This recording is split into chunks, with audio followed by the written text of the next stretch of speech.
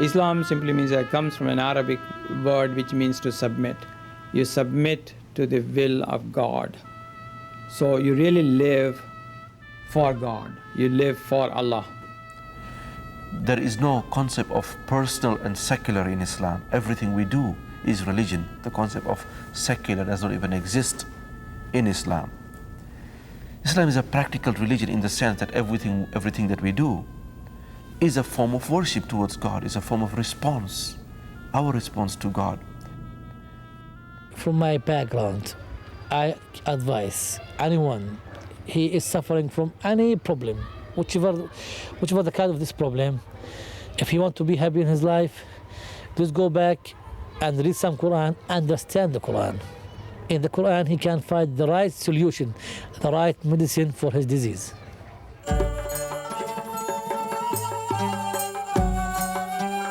Muslims refer to the time before Islam came to Arabia as El Jahiliyyah, the days of ignorance. Arabic society was divided along strict clan and tribal lines, and constant feuding and warfare were common. Worship of many gods and idols was customary.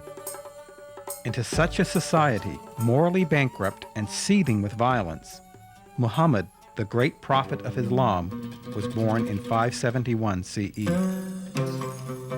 As a young boy, Muhammad worked for his uncle as a shepherd, and as he got older, he worked as a merchant and traveled to some of the cities of the Middle East. His reputation as a man of honor and integrity was established in his business dealings. Muhammad came to be employed by Khadija, a wealthy widow who had a substantial trading business. On her behalf, Muhammad traveled extensively and was exposed to Judaism and Christianity, as well as to the high civilization of parts of the Byzantine Roman Empire. Muhammad's character must have deeply impressed Khadija. When she was 40 and Muhammad 25, they were married, and Khadija became his strongest supporter and first convert. In 610 CE, in the month of Ramadan, an event occurred which changed Muhammad's life and altered the direction of human history. While at prayer one night in the cave at Hira, Muhammad received his call to be the prophet of Allah and began a remarkable process of sustained revelation which resulted in the Quran. Despite his fears and misgivings, Muhammad, like the great prophets before him, accepted the call and gave his life to the service of Allah. Over the years, the revelation of the Quran to Muhammad would continue, and his work preaching to the people of Mecca would severely test his faith and his courage. Neither proved to be lacking. Muhammad declared himself to be the prophet of Allah, the last of a series of prophets going back to Adam, Abraham, Moses, Jesus, and ending with Muhammad, the greatest of the prophets, and the recipient of the Quran, the perfect and final revelation of God to humanity. The powerful and wealthy of Mecca were threatened by the monotheistic message of Muhammad.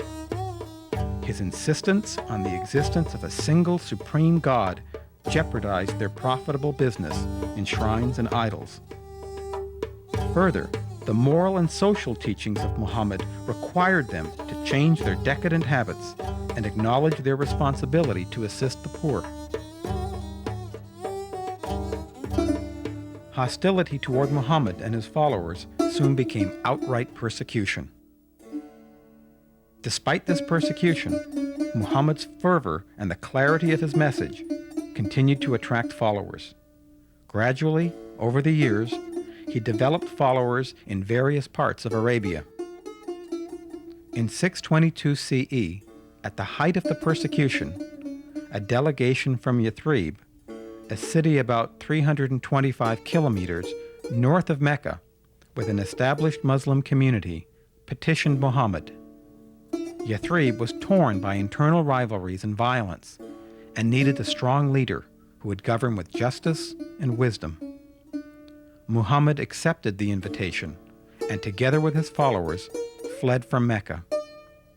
Yathrib became known as Medinat un-Nabi, the city of the prophet, contracted to Medina. Over the next 8 years, Medina won a series of battles which resulted in the capture of Mecca in 630 CE. Muhammad returned to Mecca, destroyed its idols and statues, and rededicated its central shrine, the Kaaba, to Allah. By the time of his death 2 years later, Muhammad was the spiritual and political leader of virtually all of Arabia. He had united the divided tribes under the banner of Islam and transformed their society to the service of Allah. The next century witnessed a dramatic expansion of Islam, west across North Africa and into Spain, and east into Syria, Persia, and India. In 638 CE, Islam arrived at the gates of Jerusalem.